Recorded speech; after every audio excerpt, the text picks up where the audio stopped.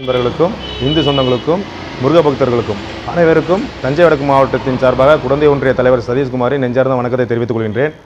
இன்றைக்கி பார்த்தீங்கன்னா நம்முடைய இந்து முன்னணி மாநாடு, அதாவது ஜூன் 22ஆம் தேதி மதுரையில் அம்மன் திரையில் நடைபெற இருக்கின்ற மாநாடானது. இந்த மாநாடு பார்த்தீங்கன்னா, அதாவது இன்றைய சூழ்நிலை பார்த்தீங்கன்னா பக்தர்கள் மூலம் பலாயிரம் கோடி ரூபாய் அறநிலைத்துறைக்கு வருமானம் வந்த நிலையிலும், ஆனால் அதன் மூலியமாக நம்ம கோயிலிலோ எந்த பணிகளையோ புனரமைப்பு சரி செய்யாமல் இன்றைக்கி செஞ்சுக்கிட்டு இருக்காங்க இந்த அறநிலைத்துறையை.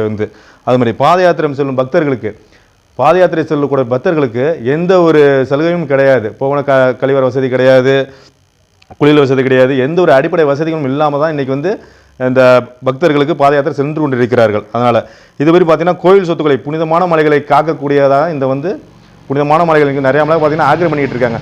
சாதாரண சொல்ல மதுரை சுல்தான் சிக்கந்தர் பாதுஷா மலை என மாற்ற நம்மளோட மலையை மாற்றுறதுக்கு பல முயற்சி நடந்து கொண்டிருக்கிறது இன்றைக்கி.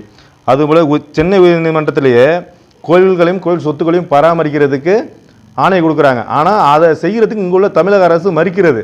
கோயில் சொத்துக்களை பராமரிக்கிறதுக்கோ பாதுகாக்கிறதுக்கோ ஒரு புதிய கோயிலை கட்டி கொடுக்குறதுக்கோ இல்லை பழைய கோயிலை புதுப்பிச்சு கொடுக்குறதுக்கோ அதுவே இங்கே உள்ள தமிழக அரசு வழிநடத்த மாட்டேங்கிறது ஒரு முக்கியமான குறிக்கோள். இது நம்ம திருப்பதி ஏழுமலையான் கோயில், அங்கே பார்த்தீங்கன்னா திருப்பதி ஏழுமலையான் கோயிலில் பார்த்தீங்கன்னா எந்த அளவுக்கு பாதுகாப்பாக பக்தியுடனும் பராமரிப்பும் இருக்குது. அதேமாரியே இங்கே உள்ள ஆறுபடை வீடு முருகன் கோயில் அனைத்து கோயில்களுமே பராமரிக்கப்பட வேண்டும். இதன் மூலமாக அனைத்து கோயில்களுமே பராமரித்து செயல்பட வேண்டும். இந்த மாநாட்டில் பார்த்திங்கன்னா அதிகமான மடாதிபதிகள் அவர்களும் மற்றும் நம்ம திரைப்பட நடிகர் இயக்குனர் திரைப்பட நடிகர்கள் அனைவரும் பார்த்திங்கன்னா முருக பக்தர்கள், அதிகமான முருக பக்தர்கள், இந்து உணர்வாளர்கள், ஆன்மீகவாதிகள் அனைவருமே இந்த மாநாட்டில் கலந்து கொண்டு சிறப்பிக்க உள்ளார்கள் என்பதை தெரிவித்துக் கொள்கின்றேன். ஆகவே அனைவரும் தவறாமல் இந்த மாநாட்டை வெற்றி மாநாடாக மாற்ற அனைவரும் உறுதுணை நின்று செயல்படுவோம். உள்ள நிலையில் வருகின்ற ஞாயிற்றுக்கிழமை வேல் வழிபாடு பூஜையானது நம்மளுடைய பட்டீஸ்வரம் கடைவீதியில் ஏஜிஆர் திருமண மண்டபத்தில் நிகழ்ச்சி ஏற்பாடு செய்யப்பட்டுள்ளது.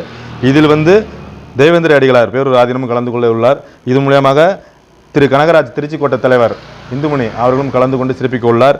இதன்படி அனைத்து இந்து உணர்வாளர்களும் முருக பக்தர்களும் இந்த நம்ம நடக்கப்படுகின்ற வேல் வழிபாடு பூஜையில் கலந்து கொண்டு சிறப்பிக்க உள்ளார் என்பதையும் தெரிவித்துக் கொள்கிறேன்.